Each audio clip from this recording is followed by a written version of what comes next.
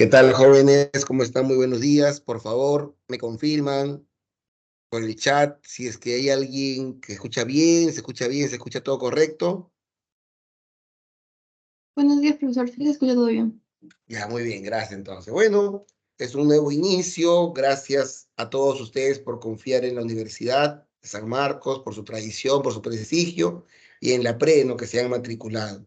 Estoy seguro que es la mejor opción que han tomado, ya que realmente es diferencial, ¿no? Con otro tipo de preparación que ustedes puedan tener, ¿no? Por los contenidos, por la experiencia de los docentes, por los materiales, porque también justamente nos centramos, ¿no? En lo más importante de los temas que vamos a desarrollar. En mi caso, los días lunes a las 10:10 de la mañana nos vamos a encontrar con el curso de filosofía.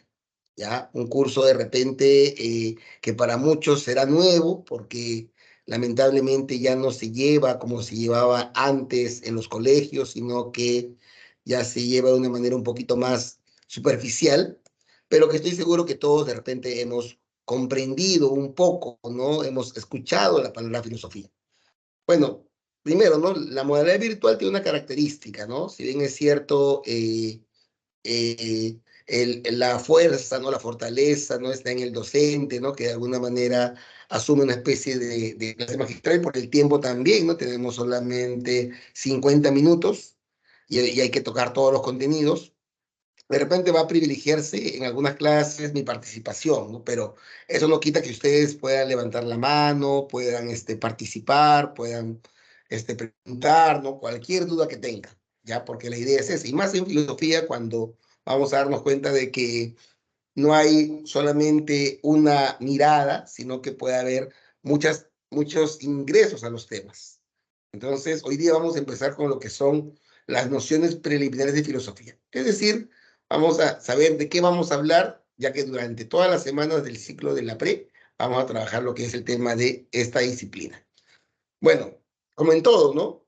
Lo primero que tenemos que, bueno, mi nombre es profesor Wilder Ramos, ya yo estudié filosofía, por ejemplo, así que en mi caso sí me encontré con el curso porque me gustaba, ¿no? Cuando yo era estudiante, ¿no? El tema de la filosofía y bueno, me interesé en estudiar esa carrera y ya, pues ahora estoy por aquí compartiendo con ustedes porque realmente es algo que nos apasiona, ¿no? Que nos parece que realmente es importante, ¿no? A pesar que de repente no, no se pretende en la filosofía que sea algo útil en un sentido utilitario, ¿no? Sino que sea algo más bien como una especie de acción, una forma de actitud de llevar en la vida, ¿no? Entonces aquí es donde nos encontramos con esto.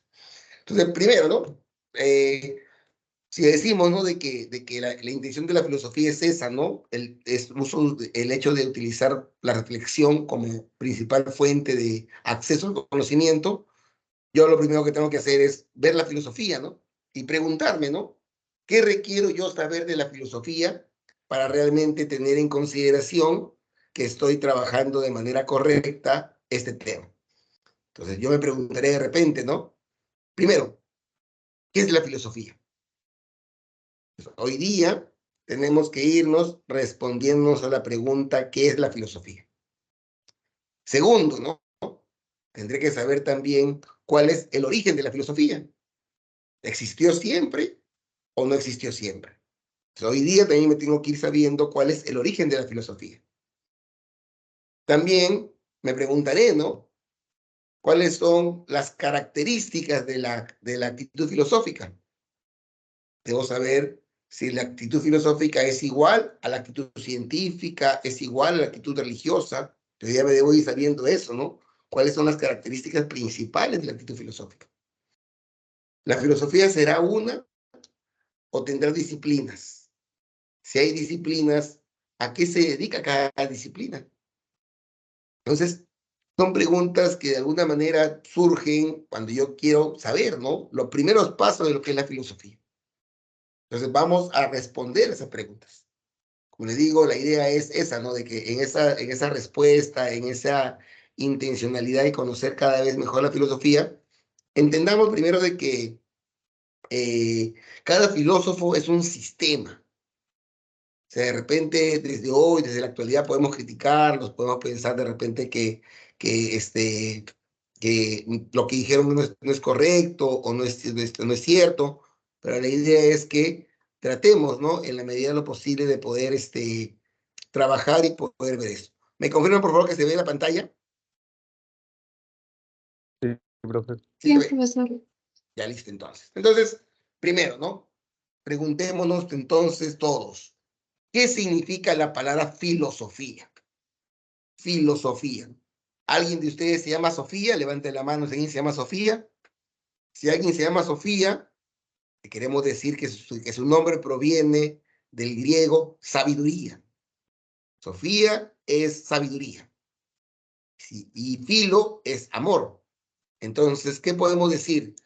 Que la filosofía es el amor a la sabiduría. Ahora, algunos se preguntarán, pues, ¿no? ¿Qué diferencia hay entre ser sabio, o sea, un sofo, Sofía, un sofo, o ser un filósofo, un amante de la sabiduría? Que cuando uno asume que sabe algo, suele quedarse estancado. Suele quedarse estancado. Es como, por ejemplo, ¿no? Alguien consigue algo y dice, yo soy sabio. O sea, si ya soy sabio, ¿qué más tiene por conquistar? En cambio, el filósofo tiene una actitud de permanente aprendizaje. Para el filósofo siempre se aprende. Para el filósofo, más que llegar a un punto, es una actitud en la vida que nos va haciendo cada vez acercarnos más a la sabiduría, pero que tal vez nunca la lleguemos a alcanzar, pero siempre la vamos a buscar. Entonces, en un contexto, ¿no? En esta época en que surge la filosofía, donde habían otros personajes que vamos a conocer más adelante, que son los sofistas, que Sofo sí se consideraban sabios, ellos se quieren diferenciar de los sofistas, diciendo de que la filosofía en realidad, más que ser lo que sería considerado un llegar, es una acción que nos lleva, ¿no? A comprender que es un amor a la sabiduría. Pensemos en la palabra amor. Sus padres, de la mayoría tal vez, los está matriculando a ustedes en la pre, pagándoles de repente los estudios, pero sus padres, ¿ustedes creen que lo hacen pensando que algún día les van a devolver el dinero? ¿Creen que dicen así, uy, yo voy a mandar a mi hijo para que él luego me dé 1,000 soles mensuales que yo estoy invirtiendo en él? Yo voy a mandar a mi hijo para que luego él me compre una casa. ¿Pensarán que realmente hay ese sentimiento de sus padres? ¿O lo hacen sus padres porque los aman a ustedes? Entonces, la filosofía toma ese concepto de amor, ¿no? Que es un amor desinteresado. O sea, que no lo hacemos pensando necesariamente en que vamos a conseguir algo. La filosofía no te da millones, la filosofía no te da fama, la filosofía no te da poder. La filosofía simplemente es una forma de vivir, una acción que nos motiva a seguir aprendiendo, a seguir conociendo. Es disfrutar el conocer.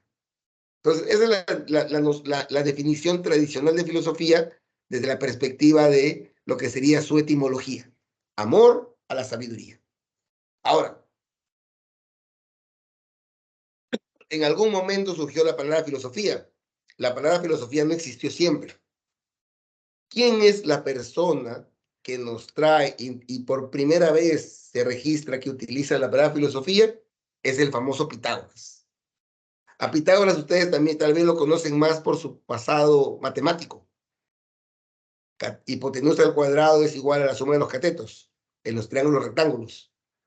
Pero Pitágoras también fue filósofo. Es más, en filosofía su aporte ha sido bastante importante. Y él fue el primero que dice, ¿no? Cuando le preguntan, Pitágoras, ¿tú a qué te dedicas? Pitágoras responde, yo no soy un sabio, yo soy un amante de la sabiduría, por lo tanto soy un filósofo. Y mi acción es filosofar.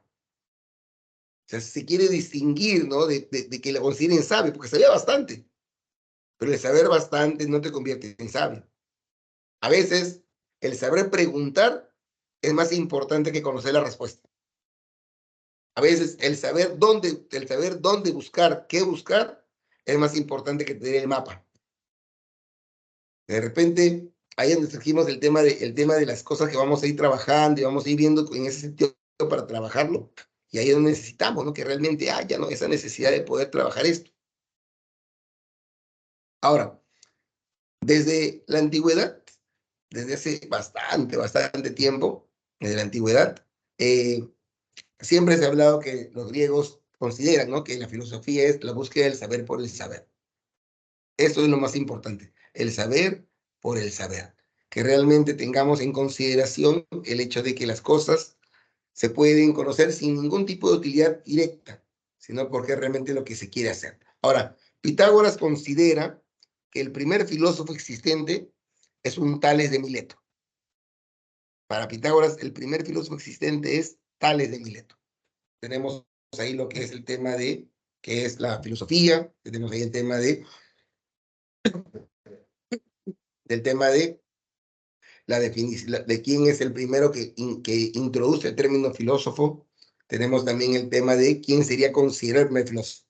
Y ahí hay tres conocimientos que podemos irlos articulando, tres datos, mejor dicho, ¿no? Que podemos irlos articulando para generar un conocimiento. Pero a lo largo de la historia de la filosofía, los autores han tenido diferentes definiciones de lo que es la filosofía. De repente, una de ellas es la que nos trajo Aristóteles. Y debemos verla, ¿no? Debemos tenerla en cuenta, porque miren lo que dice Aristóteles. Aristóteles nos dice que la filosofía es la ciencia teórica, miren, no teórica, teórica, que estudia los primeros principios y las primeras causas. Nos surge una pregunta, ¿no? Profesor, ¿la ciencia no es experimentos? ¿Qué es una ciencia teórica? ¿Por qué la denomina ciencia teórica? La denomina ciencia teórica porque las respuestas de la filosofía no se plantean a partir de la experiencia. La experiencia puede ser un insumo, pero las respuestas de la filosofía se plantean utilizando la razón. La filosofía es racional. Con la filosofía podemos responder a muchas preguntas, pero utilizando la razón. Es una ciencia teórica porque utiliza la razón, la reflexión, pero ¿de qué se preocupa? A la filosofía no le interesa saber si esta billetera es marrón, si esta billetera es grande, no le interesa saber si este lapicero es azul. A la filosofía le interesa saber los primeros principios y las primeras causas. ¿Qué entendemos por primeros principios o primeras causas? Lo constituyente. Por ejemplo, ¿no? A la filosofía le interesa saber qué es el amor. No tanto si tú amas a tu mamá o a tu enamorado o a tu enamorada, sino qué es el amor. A la filosofía le interesa saber qué es la justicia, qué es la belleza, qué es el valor, qué es el hombre, qué es la muerte, qué es la vida, qué es qué aspiramos, de dónde venimos, a dónde vamos.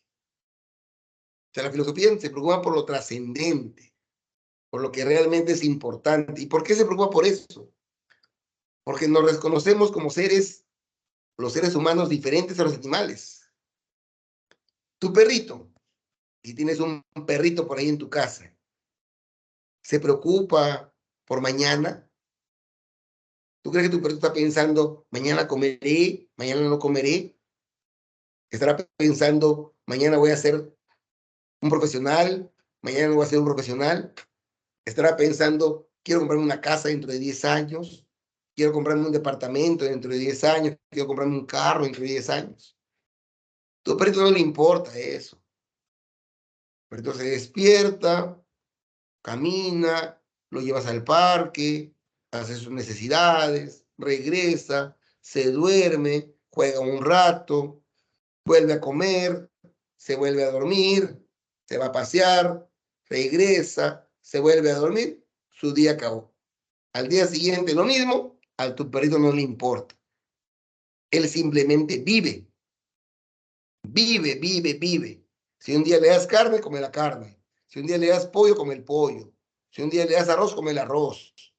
Simplemente vive. Nosotros como seres humanos, un lunes con este rico sol estamos en una clase virtual, cuando de repente podríamos estar en la playa, de repente podríamos estar haciendo un deporte, pero por algo, por alguna razón, alguna motivación de repente, obligación de repente, estamos aquí. Entonces, la pregunta, ¿y por qué esto? ¿Por qué no vivimos como un animalito? ¿Por qué no vivimos como un ser más en la tierra? De repente allí está la esencia del hombre, que el hombre no se contenta con su existencia, sino que quiere algo más. Tiene un proyecto, como decía Heidegger. Entonces, la filosofía no se pregunta por las cosas, se pregunta por los fundamentos, por los primeros principios, por las primeras causas. Esa es la definición de Aristóteles. Muchos siglos después, Wittgenstein tiene otra definición de filosofía, completamente distinta, pero que también es una definición que él plantea. ¿Qué dice, no? La filosofía no es una doctrina. ¿Qué quiere decir eso? Quiere decir que yo, profesor, ya me leí todos los libros de Platón. ¿Yo soy un filósofo? No. Profesor, ya me leí todos los libros de Platón y de Aristóteles. ¿Ya soy un filósofo? No.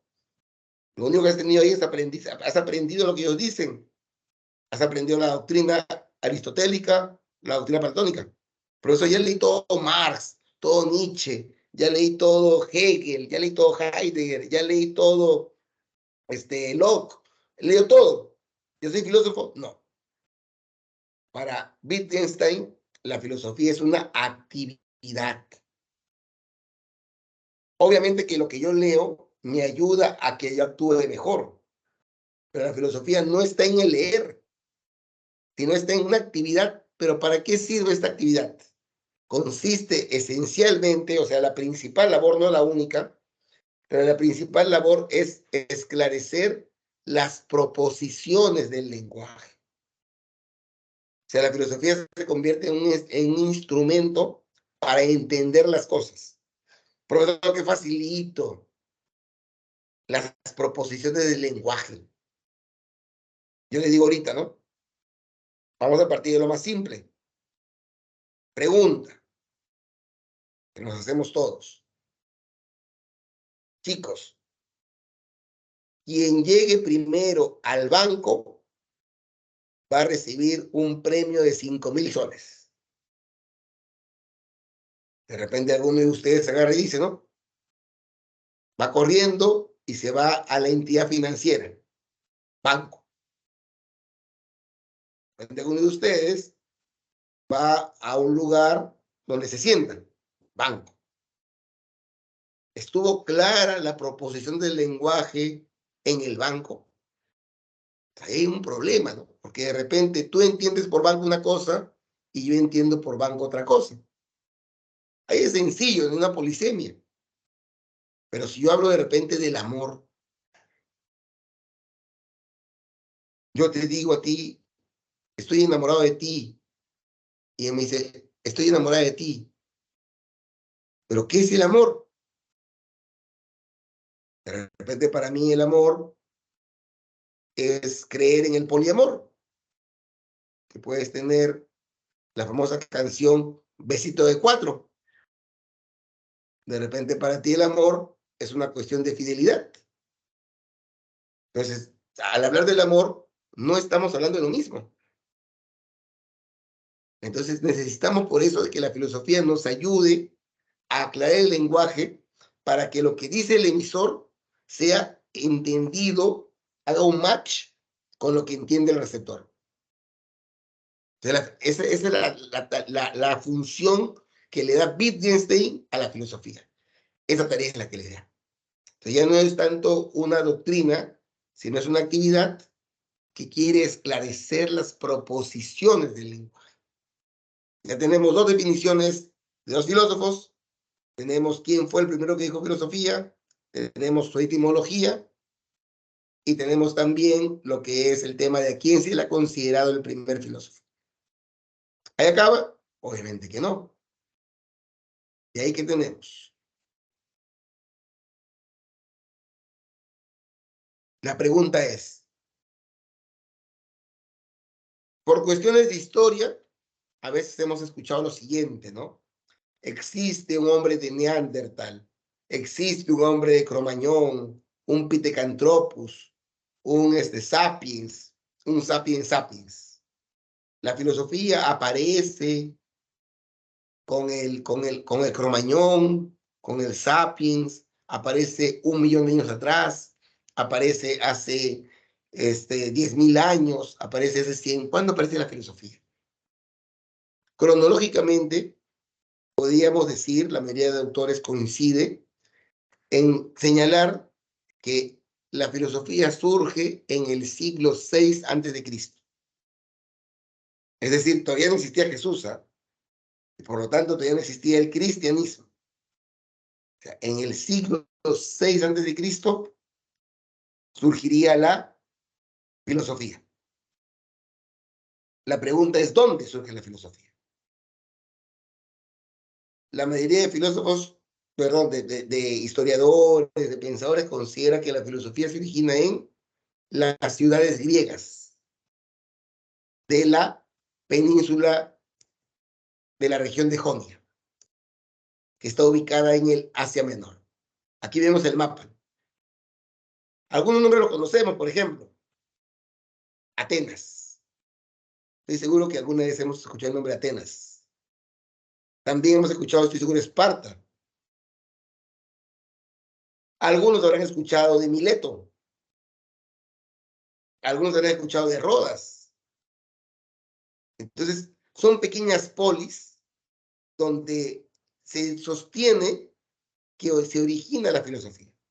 Pues nos preguntan por el origen, siglo VI antes de Cristo. No preguntan eso porque ya no preguntan cosas de conocimiento, sino más bien de cómo utilizamos la información.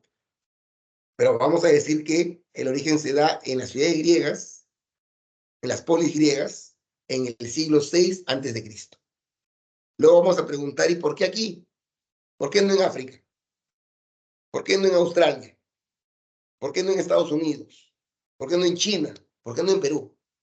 Algunas condiciones debe haber reunido esta geografía, este lugar, para que ahí surja la filosofía. Lo vamos a explicar en un ratito.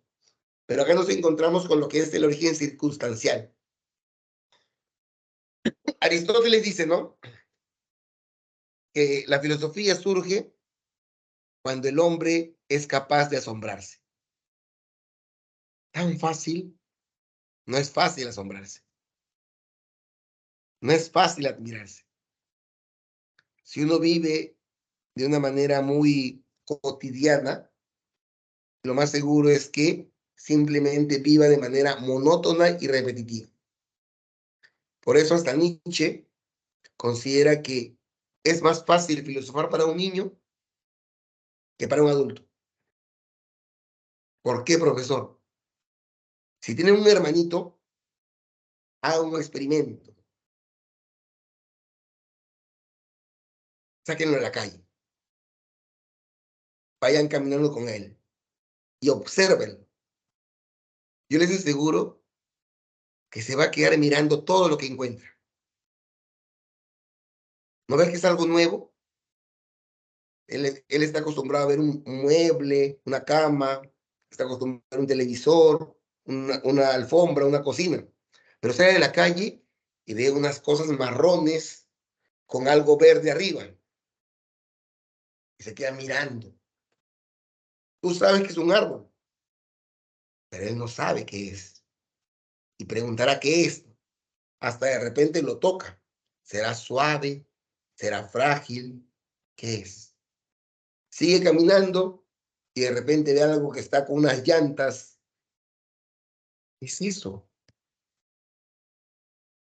Y de repente por ahí pasa por ahí un Rottweiler. Esos perros grandotes, ¿no? Bien gordos. Y te anima y te pregunta, ¿no? Hermanito, ¿y qué es eso? Y tú, como no le quieres hablar a tu hermanito, le dices, es un perro. Se queda con la idea que es un perro.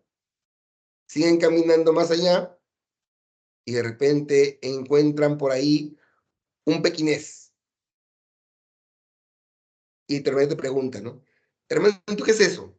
Es un perro. Ahí tu hermanito le rompiste la cabeza, ¿no? Porque hace un ratito le dijiste que un animal de 100 kilos, gordo, con unos dientes bastante pronunciados, con una contextura bastante gruesa, era un perro, y ahora un animalito del tamaño de su cabeza, peludo, también es un perro. Entonces él se pregunta, ¿y por qué ambos son un perro? Si su apariencia física es completamente distinta. Y tú le quieres explicar y no lo va a poder entender. Solamente va a aprender que ahí es ese perro. Después de repente ve un zorro y te va a decir, perro. No, no es perro, es zorro. ¿Qué cosa? Pero si se parecía mucho, le rompe la cabeza. Todavía no tiene el concepto de esencia, ¿no? ¿Qué es lo que hace que algo sea un perro que tiene 4 patas, pero el gato que también tiene 4 patas no es perro? Pero el zorro que también tiene 4 patas y hocico no es perro. Entonces, cuando uno se hace esas preguntas del por qué, del cómo, del para qué, empieza a filosofar. No es fácil. Lo más fácil es vivir de manera vacía, de manera errante. Tienes que ir a la universidad porque tienes que ir a la universidad. Bueno, ya acabé el colegio, tengo que ir a la universidad. ¿Pero por qué? Tienes que casarte. ¿Pero por qué? ¿Para qué? Tienes que de repente estudiar. ¿Pero por qué? ¿Para qué? Si lo haces por obligación, no estás filosofando. Cuando tú te preguntas el porqué de las cosas, empieza la filosofía. Ahí no llega la filosofía necesariamente, empieza la filosofía. Empiezo a sentir algo especial por mi compañera. Empiezo a sentir algo especial por mi compañera. ¿Y por qué siento eso? ¿Qué estoy sintiendo? Entonces, la filosofía, para Aristóteles, circunstancialmente surge con lo que podríamos llamar el tema de el asombro, la admiración. Ahora habíamos dicho que esta zona debe tener algunas características que originaron que la filosofía surja. ¿Cuáles son? Vamos a mencionar 4 factores. Acuérdense. El factor religioso, el factor político, el factor geográfico y el factor socioeconómico. ¿Y qué nos dice el factor religioso? Primero, ¿no? Ustedes han escuchado de repente del famoso Galileo Galilei. A Galileo, muchos siglos después, la Santa Inquisición lo condena a morir en la hoguera. ¿Por qué lo condenó a ello? Porque Galileo dijo de que era la Tierra la que giraba alrededor del Sol, mientras que la interpretación de las Sagradas Escrituras en ese momento era de que el Sol giraba alrededor de la Tierra. Entonces, alguien podrá pensar si le están haciendo caso a la religión y si no le haces caso a la religión, ¿puedes morir? No se puede. Pero ¿qué ocurría en esta zona de Grecia? Ocurría de que no había una religión fuerte, no había un texto sagrado, no había una Biblia, no había un Corán, no había tampoco una casa sacerdotal. ¿Eso qué originaba? Que la gente podría pensar como quiera pensar. Segundo, geográfico. Miren, ¿no? El mapita. Las ciudades están cerquita, pero no están juntas. No ocurre como ahora, ¿no? Ahora, ¿qué pasa? Yo vivo en Los Olivos, cruzo una pista, está San Martín de Porres. Cruzo otra pista, está Independencia. Todo está pegadito. El Callao está pegadito a Lima. En esta época, las polis estaban cerca, pero no juntas. ¿Qué significaba? Significaba que si yo de repente vivía en Esparta, y Esparta está cerca al mar, entonces yo podía generar lo que era el tema de repente, de un tipo de peces que surgía por acá. Pero de repente, el de Corinto no tenía ese recurso, pero está cerca. Entonces yo de espartano me iba a Corinto a vender mi pescado. O de repente el de Corinto venía a Esparta a comprar mi pescado. Estaba cerca, pero no junto. Entonces cuando llegaba el de Corinto a Esparta, de repente veía algo que le gustaba. De repente veía que habían construido una carretilla. Regresaba a Corinto y trabajaba y diseñaba la carretilla. Un tipo de carretilla. Entonces veíamos de que uno aprendía del otro. Uno aprende del otro. Y así es como, aparte de cambiar de pescado, aparte de cambiar de carretilla, también cambiaban de ideas. Pero cuando conversaban, de repente el espartano le comentaba algo sobre la vida y él decía, oye, ¿y eso será verdad? Entonces, en ese diálogo, en ese intercambio comercial y cultural, favorece el tema de la filosofía.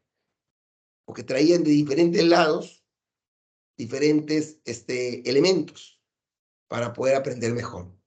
Entonces, la geografía de Grecia ayudó a que surja el tema de la filosofía. Tercero, muy parecido al religioso. Curiosamente, en esta época había mucha inestabilidad política. Y cuando hay inestabilidad política, ¿qué ocurre? Si el gobierno es débil, lo más seguro es que los ciudadanos sientan libertad de poder decir lo que piensan, porque saben que no van a ser castigados. En cambio, si el gobierno es fuerte y yo digo algo que no lo hizo el gobierno, me puede mandar a matar. Pero como en ese momento no había una estabilidad política, surgió la libertad de expresión y cada uno podía decir y hacer lo que quería. Por eso es que hablamos del surgimiento político.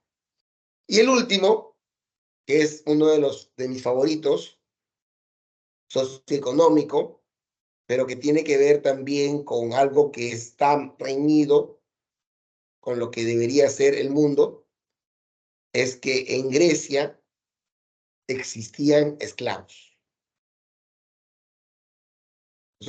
¿Por qué existían esclavos? Preguntémonos cada uno. Si yo tuviera un esclavo, ¿qué le mandaría a hacer? Vamos a pensar. Yo le mandaría a mi esclavo que le dé un beso a mi enamorada. Oye, bésala por mí, yo no quiero besar hoy día. Yo le mandaría a mi esclavo, oye, anda al cine con mi enamorada, ya, yo no quiero ir hoy día.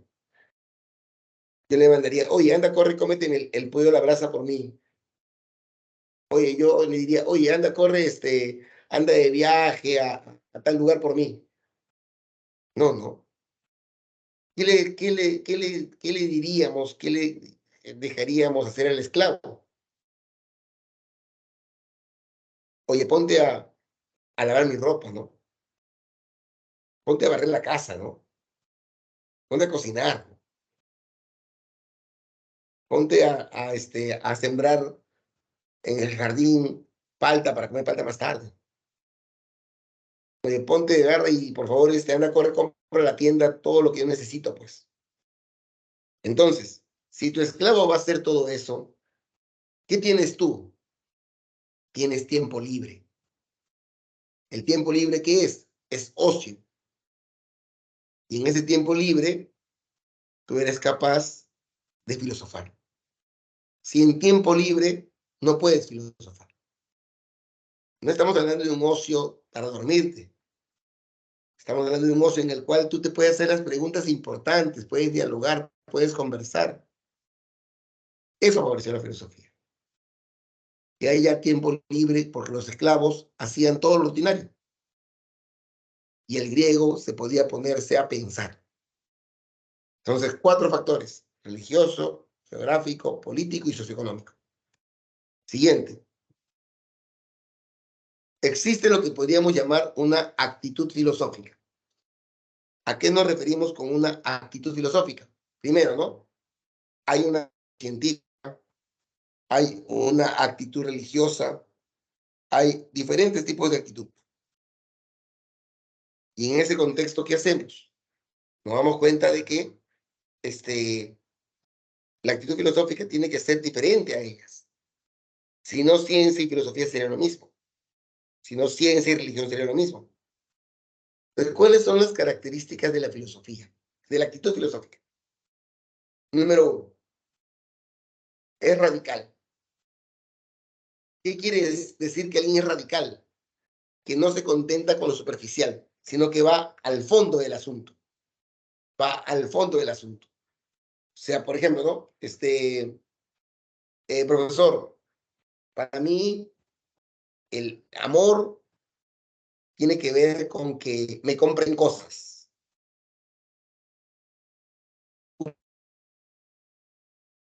Cosas me demuestra que me quiere, que me ama. Profesor, para mí el amor significa que el enamorado me dé tiempo. Esté conmigo en la mañana, en la tarde, en la noche. Ah, qué curioso. Ah, profesor, para mí el amor es que mi enamorado me dé todo el día muestras de cariño. Quiero que me dé besitos, quiero que me dé abracitos, quiero que me cargue. Ah, mira. Eso para mí, enamorado, tiene que solamente hablar conmigo. No puedo hablar con nadie más. Esas son acciones. La filosofía lo que hace es, de esas acciones, reconocer de repente de que el amor es un sentimiento que genera algún tipo de impacto en función de lo que hace el otro. Entonces, no se queda solamente con el hecho de que a mí me gusta que me regalen, sino que busca un concepto que involucre todo lo que hemos conversado. Ahora en el banquete reflexiona sobre el amor y llega a algunas conclusiones de qué es el amor. Platón, pero ese es ser radical. No contentarse con lo superficial, sino ir a lo profundo, a las profundidades del conocimiento. Segundo, dijimos, ¿no? Ciencia teórica. Por lo tanto, es un conocimiento racional, reflexivo, no empírico. Entonces, la filosofía, ¿qué requiere? Argumentos. A un filósofo, por favor, cuando veamos los filósofos, no le pidan que te demuestre algo. Pídenle que te dé argumentos. Y te va a decir por qué. Te va a decir, la realidad es tan cambiante que yo no le puedo hacer caso a lo cambiante. Hoy, mi polo es azul. Mañana, después de unas 100 lavadas, mi polo será celeste. Pasado mañana, después de 5,000 lavados, mi polo va a ser blanco. Entonces, la realidad cambió. Entonces yo no puedo fundamentar el color en algo cambiante. Entonces no puedo basarme en lo empírico. Voy a basarme en la razón, en los argumentos. Es creíble lo que me dice, es consistente lo que me dice, porque la realidad cambia. Tercero, matemática. La filosofía puede, por ejemplo, este aparatito. Todos lo utilizamos. Pero este aparatito nos trae problemas. Ahora que está en moda la inteligencia artificial, que está de moda el metaverso. ¿Qué problemas nos va a traer el metaverso? Hay una serie en Netflix que se llama Black Mirror. Si por ahí tienen la opción de coger Netflix, miren la serie. Se vienen muchas preguntas y muchas situaciones en lo que es el uso de lo que es el mundo virtual, del metaverso, que realmente va a poner en jaque lo que pensamos, lo que hacemos. Entonces, se plantea un problema a partir de la tecnología, se plantea problemas a partir de repente de los seres, la naturaleza. Ahora que de repente vemos que el calentamiento global está avanzando, nos preocupamos por la conducta del hombre con la naturaleza. Antes no, ahora estamos preocupados por el plástico. Decimos, ¿por qué? Porque queremos proteger el mundo, ¿no? Entonces problematiza el consumo del hombre. Cuarto, la actitud filosófica es crítica. A un filósofo no le puedes decir, esto es así porque lo dice la Biblia. Esto es así porque lo dice la Constitución. Esto es así porque lo dice Aristóteles. No. Incluso vamos a ver cómo ustedes van a reconocer de que Platón era maestro de Aristóteles y Aristóteles se dedicó a criticar a su maestro. La filosofía no es repetir algo, es estar de acuerdo o en todo caso criticar, pero no es repetir porque lo dice la Biblia, porque lo dice la Constitución, porque lo dice tal persona, sino que es crítica siempre. Y por último, la filosofía es totalizadora. Por ejemplo, aquí en la función de totalizadora se diferencia de lo que es de la ciencia. La ciencia también es problemática, la ciencia también es crítica, pero la ciencia no es totalizadora. ¿Por qué? Por ejemplo, ¿no? Vamos a hablar de repente del hombre, del ser humano. Vamos del ser humano y lo estudiamos desde la biología. ¿La biología qué va a decirnos? La biología va a decirnos que el ser humano es un ser vivo. Un ser vivo, un ser de tales características biológicas. A ese mismo hombre lo llamamos a un químico. Te va a decir, este hombre tiene tanto porcentaje de hidrógeno, tanto de oxígeno, tanto de repente de carbono, listo. Vamos de repente de un antropólogo. Este hombre tiene que ver con sus utensilios.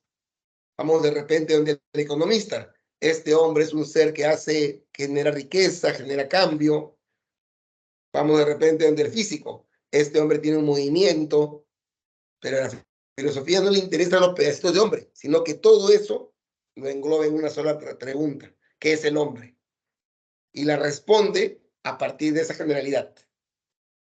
No necesariamente vinculándolo con los compuestos químicos que tiene el hombre, ni con la característica de movimiento del hombre, sino con toda una serie de elementos que va a englobar todo.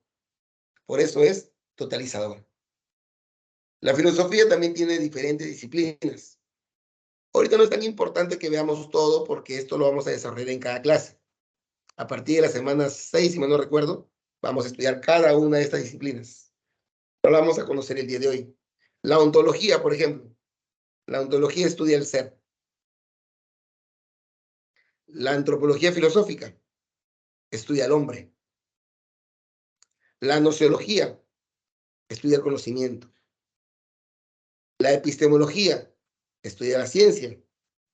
La axiología estudia los valores. La ética estudia la moral. La estética estudia la belleza. La filosofía política estudia el Estado. ¿Son las únicas disciplinas? No, hay más, ¿no? Por ejemplo, falta la lógica. Falta la filosofía de la tecnología. Falta la filosofía de la mente. Uf, hay un montón. Pero estas son las más importantes. Entonces vamos a preguntarnos por el ser, por el hombre, por el conocimiento, por la ciencia, por los valores, por la moral, por la belleza y por el Estado. Ahora, ustedes tienen también como parte del material que provee la universidad, el centro pre, esta separata, ¿no? Ahora, en esta separata, ustedes encuentran lo que hemos estado viendo ahora, un poquito más desarrollado, la etimología, la definición de Aristóteles, de Wittgenstein, el origen cronológico, el origen circunstancial, los factores que hemos estudiado ahora, ¿no? La actitud filosófica, lo que hemos visto ahora también, totalizador, radical, racional, crítica, problemática, las preguntas de la filosofía, ¿por qué existe este mundo? ¿Por qué vivimos? ¿Se puede probar la existencia de Dios? ¿Por qué es malo matar a otro ser vivo? ¿Hay otra vida después de la muerte?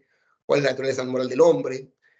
Las disciplinas, que también les hemos visto ahora, desarrolladas un poquito más, ¿no? Que cada semana vamos a ver alguna de ellas, ¿no? Pero que está un poquito más desarrollada. Pero principalmente tenemos esto, ¿no? Bueno, un glosario para poder aclarar un concepto que no haya quedado tan definido. Pero principalmente tenemos esto, tenemos ejercicios. Y es muy importante que realicemos los ejercicios. La respuesta de los ejercicios está en lo que hemos conversado durante la clase. Entonces, ustedes o antes de la clase o después de la clase pueden ya animarse a responder los ejercicios. Es decir, como tienen el material, lo puedo ir revisando, lo voy leyendo y vamos viendo ahí qué cosa es lo que nos quieren decir. Por ejemplo, ¿no? Dice, ¿no? El fin de semana, Patricia fue a una exposición de cuadros en una galería de arte. Se sorprendió al ver la variedad de pinturas, algunas con hermosos paisajes y otras que suscitaban cuestiones acerca de qué tipo de pintura ha tratado de reflejar el pintor. Ante ello se preguntó, ¿qué se considera arte en estos tiempos? ¿Cuál es la recepción que el arte tiene entre las personas? Las preguntas de Patricia corresponden a la disciplina filosófica que estudia. Yo veo la disciplina filosófica y veo que de repente la estética es la que tiene que ver con el arte. Entonces, si yo ya capté eso que conversamos un rato, que ustedes revisaron, ustedes en esta pregunta ya sabrán que estamos hablando de la belleza, su naturaleza y las manifestaciones artísticas. Ahí está. Entonces, los conocimientos nos permiten poder detectar dentro de la información lo que estamos haciendo.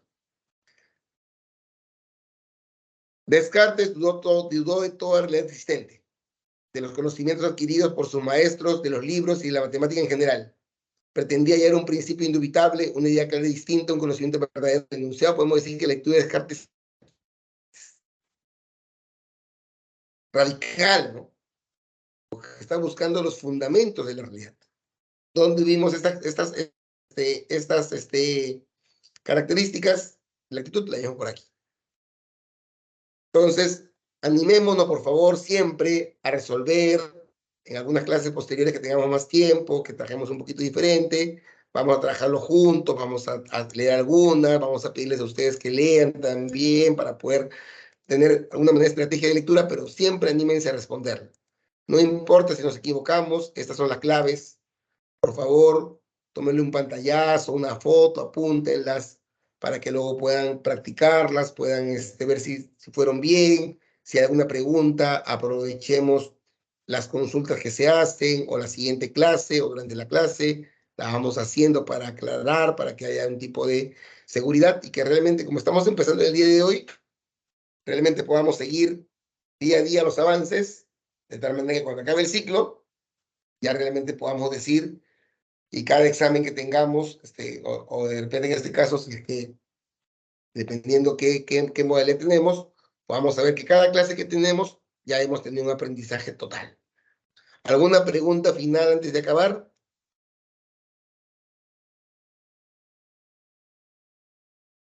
Bueno, entonces, una buena semana para todos, un buen ciclo para todos. Cuídense y nuevamente gracias por confiar en la universidad, en el Centro Pre. Sigamos esforzándonos para cumplir nuestros objetivos. Cuídense hasta la siguiente semana. Nos vemos, jóvenes. No, profe, buen día.